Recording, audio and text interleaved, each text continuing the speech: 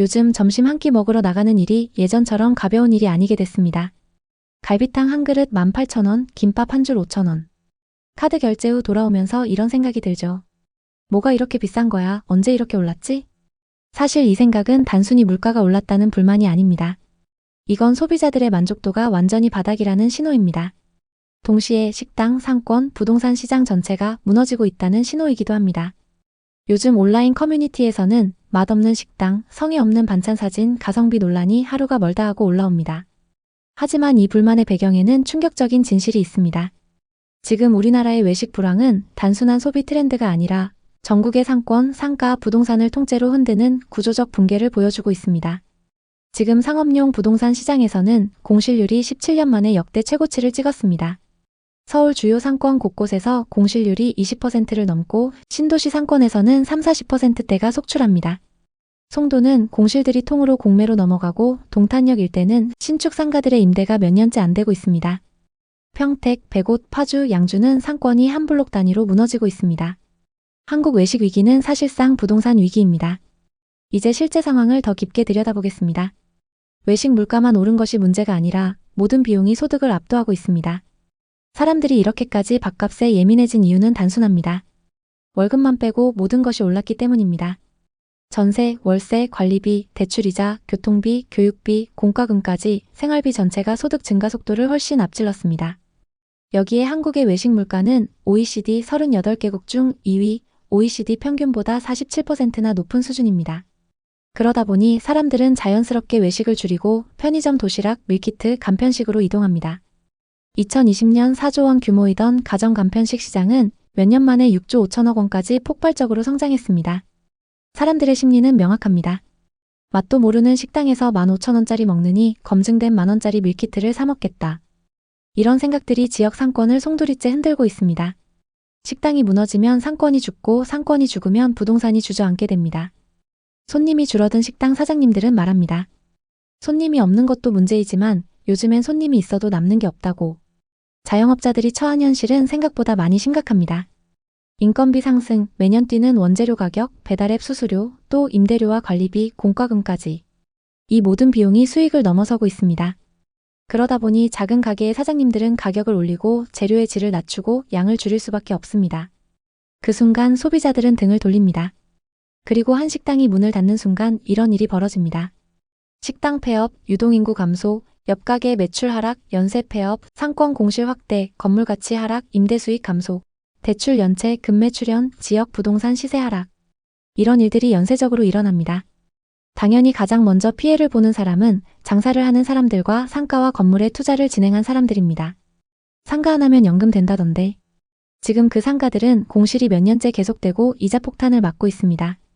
한국은 지난 5년 동안 상가 분양 붐이 있었습니다. 많은 사람들이 대출을 많이 받아서 상가를 샀습니다. 하지만 지금 많은 상가가 이렇게 변했습니다. 임차인이 없으니 월세도 없겠죠. 그러다 보니 관리비, 공과금, 대출이자만 매달 수백씩 나갑니다. 또 시세는 분양가보다 낮고 급매로 올려도 연락이 없죠. 특히 신도시 역세권 상가들은 더 심각합니다. 동탄역, 평택 고덕신도시, 검단신도시, 운정신도시, 일산, 킨텍스 주변 등에서는 이미 마이너스 프리미엄 상가가 늘고 있습니다. 한국의 상업용 부동산 시장은 지금 미국의 금융위기 혹은 일본의 버블 붕괴 시기와 닮아가기 시작했습니다. 자영업자들의 불황은 부동산 시장까지 무너뜨립니다. 상권이 붕괴되기 시작하면 그 지역의 임대차 수요가 빠르게 줄어듭니다. 전세나 월세로 거주하려는 사람이 찾을 이유가 없어지기 때문이죠. 편의점과 음식점이 먼저 사라지고 동네 카페도 비슷한 시기에 무너집니다. 유동인구는 계속 줄어들고 생활 편의성이 계속 악화됩니다. 이런 지역은 자연스럽게 전세 가격이 하락하기 시작합니다. 전세가율이 떨어지고 매매 호가 시세도 내려가며 이후 시장은 이렇게 변합니다.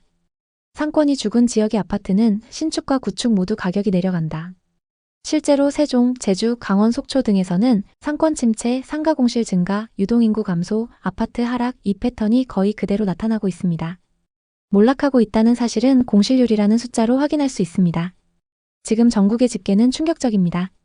서울 중대형 상가의 공실률 20%, 강남역 인근 공실 증가, 홍대 합정 신사 공실 증가, 송도 공실률 30% 이상, 동탄, 평택, 세종, 신축 상가들 장기 공실, 혹시 요즘 서울 강남 한복판을 걸어보신 적 있으신가요? 예전엔 많은 사람들이 붐비던 거리에 지금은 1층 전체가 텅 비어있는 건물이 쏟아지고 있습니다. 가로수길, 강남역, 청담, 삼성역, 심지어 테헤란로까지. 벽에는 햇빛의 발에 누렇게 벗겨진 임대문의 스티커가 붙어 있습니다. 임차인이 한 번도 들어오지 않은 곳도 있고 공실이 3년째 이어져 공매로 넘어간 곳까지 등장했습니다. 부동산은 무조건 오른다. 꼬마 빌딩은 절대 안 망한다. 월세로 이자 다 나오니까 걱정 없다. 모두가 이렇게 말하던 시절이 있었죠. 하지만 지금은 상황이 완전히 달라졌습니다. 역삼, 청담, 논현 등 강남도 공실 급증. 성수, 홍대, 강남역 핵심 상권도 폐업 줄줄이. 신도시 상가들 3년째 공실. 상가들의 공실이 상권을 잠식하고 끝내 상권이 무너지고 있죠. 또 상권이 사라지니 임대는 더 안 나가고 임대가 안 나가니 영끌한 건물주는 이자를 못 버팁니다. 이쯤 되면 생각이 드실 겁니다. 도대체 무슨 일이 벌어진 거지? 이렇게까지 무너질 수 있다고? 꼬마 빌딩 불패는 어디로 간 걸까? 불과 2, 3년 전 직장인들, 자영업자들, 사업가들, 은퇴자들까지 다들 대출을 끌어다가 부동산을 샀습니다. 그들은 이렇게 말했죠. 부동산은 계속 오를 테니까 괜찮아. 이자보다 월세가 비싸니까 안정적이야. 카페나 음식점은 무조건 들어온다. 하지만 지금 그때 산 사람들은 월세로 이자를 못 막아서 파산 직전입니다. 건물은 비어있고 팔려고 내놔도 매수 문의조차 없죠. 이것이 지금 한국 상업용 부동산 시장에서 벌어지고 있는 실제 상황입니다. 상가의 공실률은 뉴스에 잘 나오지 않습니다. 그래서 더 무섭습니다. 강남, 송파, 청담, 가로수길 같은 핵심 상권들이 지금 동시다발적으로 붕괴하고 있기 때문입니다. 핵심 상권이 이 정도면 주거 상권과 신도시의 상가들은 말할 필요도 없습니다. 동탄과 광교, 하남 미사신도시, 남양주 다산신도시 등 신도시 상가가 대표적입니다. 입주 초기엔 대박 예감이었지만 지금은 대부분 임대료 하락과 공실 장기화에 시달리고 있습니다. 이건 단순한 침체가 아닙니다. 구조적 붕괴입니다. 최근 몇 년 동안은 수익률보다 브랜드, 입지, 희소성 등 감성만으로 상가들의 가격이 뛰어올랐습니다. 그런데 지금은 소비가 위축되고 장사가 안 되니 임차인이 이런 임대료를 감당할 수 없습니다.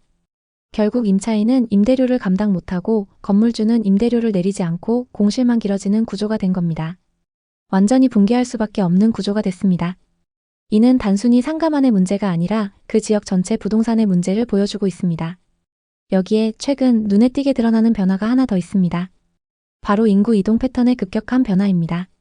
최근 통계청 자료를 보면 20대부터 40대까지 핵심 경제활동 인구가 지방에서 수도권으로 이동하는 흐름이 더 강화되고 있습니다. 지방 중소도시는 젊은 층 비중이 크게 줄어들고 수도권도 경기 북부보다는 경기 남부 위주로 이동하는 비대칭 현상이 나타나고 있습니다.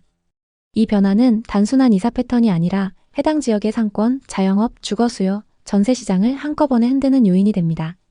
젊은 층이 줄어든 지역에서는 유동인구가 급감해 식당, 카페, 소매업이 먼저 타격을 받습니다. 이후 임대 수요가 줄어 전세 가격이 떨어지며 매매 가격도 자연스럽게 하락하는 흐름이 반복되고 있습니다. 또 다른 문제는 신규 아파트 공급과 실제 수요의 괴리입니다. 많은 도시에서 입주 물량이 늘었지만 정작 들어와서 살 실거주 인구는 줄고 있습니다. 이 때문에 일부 지역에서는 입주 한 달 만에 수백 세대가 매물로 쏟아지는 현상이 나타나고 있습니다.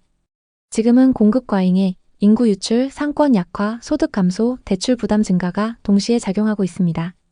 즉 수요가 줄어드는 와중에 공급이 늘어난 지역이 급격히 늘고 있다는 게 핵심입니다.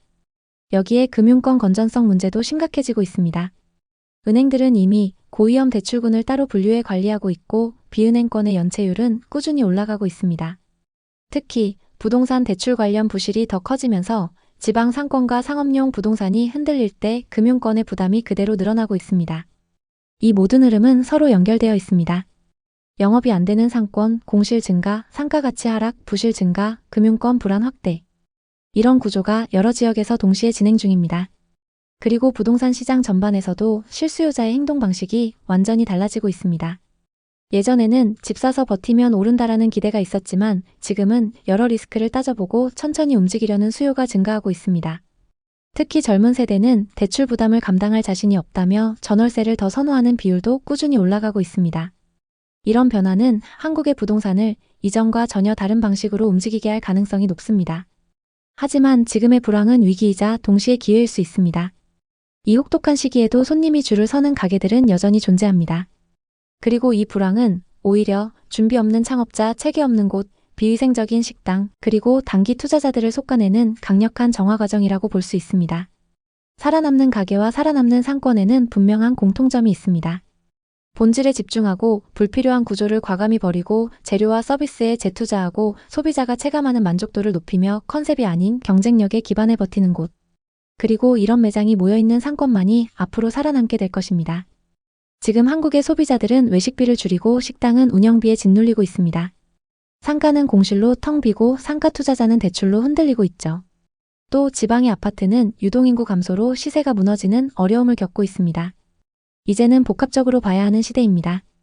밥 한 끼의 가격 변화가 어떤 지역의 상권을 흔들고 그 상권의 변화가 부동산 시세를 바꾸며 그 변화가 그 지역의 미래를 결정합니다. 다음 영상에서는 어느 상권이 먼저 무너지는지, 공실이 늘기 전 나타나는 징후는 무엇인지, 또 절대 들어가면 안 되는 위험 지역은 어디인지 구체적으로 살펴보겠습니다. 오늘도 끝까지 시청해주셔서 감사합니다. 오늘 내용이 도움되셨다면 구독, 좋아요 부탁드립니다.